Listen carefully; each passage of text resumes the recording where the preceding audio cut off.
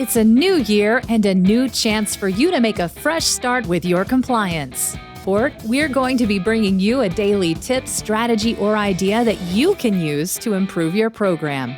Here's your host, Tom Fox, the Compliance Evangelist. Day 4, moving compliance tone down through an organization. Mike Volkov has said, quote, even when a company does all the right things at the senior management level, the real issue is whether or not that culture has embedded itself in middle and lower management. A company's culture is reflected in the values and beliefs that exist throughout the company, end quote. To fully operationalize your compliance program, you must articulate the message of ethical values in doing business in compliance, then drive that message from the top down throughout your organization. The 2020 update to the evaluation of corporate compliance programs made clear a company must have more than simply a good tone at the top. It must move tone down through an organization from senior management to middle management and to the lower ranks. The document stated, quote, beyond compliance structures, policies, and procedures, it is important for a company to create and foster a culture of ethics and compliance with the laws at all levels of the company.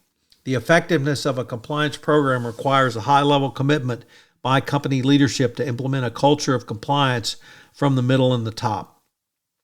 The 2020 update posed some questions, including what actions have senior leaders and middle management stakeholders taken to demonstrate their commitment to compliance personnel, including remedial efforts? Have they persisted in that commitment in the face of competing interests or business objectives? This requirement speaks to the greater role of non-compliance functions in a fully operationalized compliance program. Indeed, one sign of a mature compliance and ethics program is the extent to which companies' other corporate disciplines are involved in implementing and then taking forward a compliance solution. This approach can act as a linchpin in spreading a company's commitment to compliance throughout the employee base. It can also be used to connect the dots in many divergent elements of a corporate compliance and ethics program. What should the tone in the middle be? What should middle management's role be in a company's compliance program? This role is critical because the majority of company employees work most directly with the middle rather than top management, and consequently, they will take their cues from how middle management responds to a situation. Perhaps most importantly, middle management must listen to the concerns of employees. Even if middle management cannot directly affect a change, it is important that employees have an outlet to express their concerns.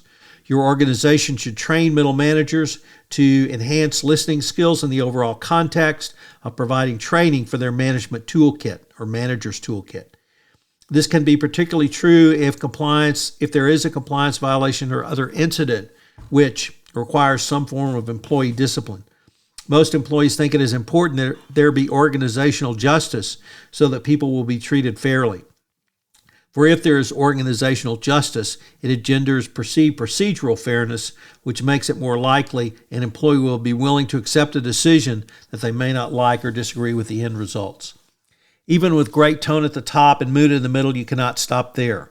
One of the greatest challenges of a compliance practitioner is how to impact the most frontline employees or tone at the bottom.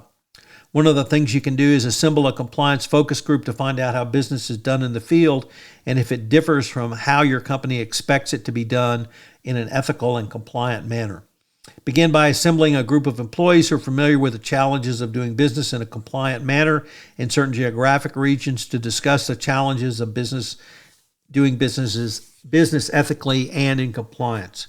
Ask them questions about their understanding of your compliance regime, then categorize the answers into theory and practice of compliance in your organization. From this, test what is real in theory and what is real in practice. You can check and see which employees are promoted more regularly. Do those who do business ethically and in compliance, or those who meet their sales quota, get promoted more regularly? After you have internally tested, reassemble the original group and have them to consider the beliefs that were articulated by them. Employees often look to their direct supervisors to determine what the tone of an organization is and will be going forward. Many employees of large companies never have direct connections with the CEO. By moving the values down through an organization from the middle and to the bottom, you will have a much better position to inculcate your corporate values and operationalize compliance with them going forward. We're going to have a quick word from our sponsor, and we'll be back with today's 3 key takeaways.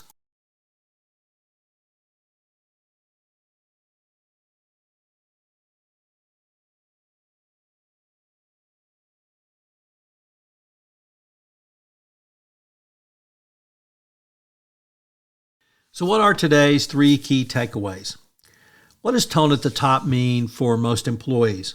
I've worked in multinational corporations, multi-billion-dollar corporations, and oftentimes I never saw the CEO, literally after years of working there. So the company employees will generally think of their direct supervisors as the bosses, and they will have the most important influence on the employees at the company. This leads to point number 2. Give your middle managers a toolkit around compliance so that they can fully operationalize compliance. This means they need to learn how to listen, and they need to learn how to appropriately report an employee's concerns. Those concerns can be up to and including an FCPA violation, but could be a variety of other issues. And it can be a tripwire, which can help you prevent some conduct from becoming an actual legal violation or an FCPA violation. And finally, number 3, organizational justice is an additional way to help you operationalize compliance.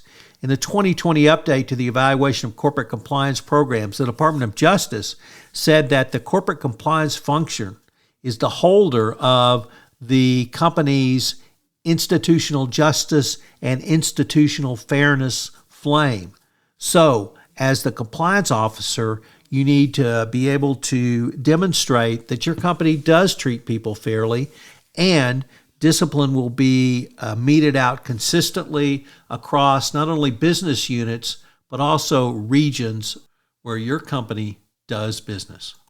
I hope you'll join us tomorrow for day 5 of 31 Days to a More Effective Compliance Program, where we take up the role of the Board of Directors in operationalizing a compliance program. If you'd like information on any of the topics from this podcast series, please check out the Compliance Handbook 2nd edition available at lexisnexis.com/Fox. This is Tom Fox again.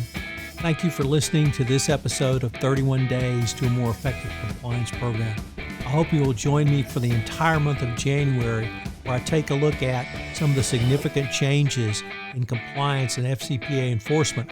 31 Days to a More Effective Compliance Program is a part of the Compliance Podcast Network. This podcast is a part of the C-Suite Radio Network. For more top business podcasts, visit c-suiteradio.com.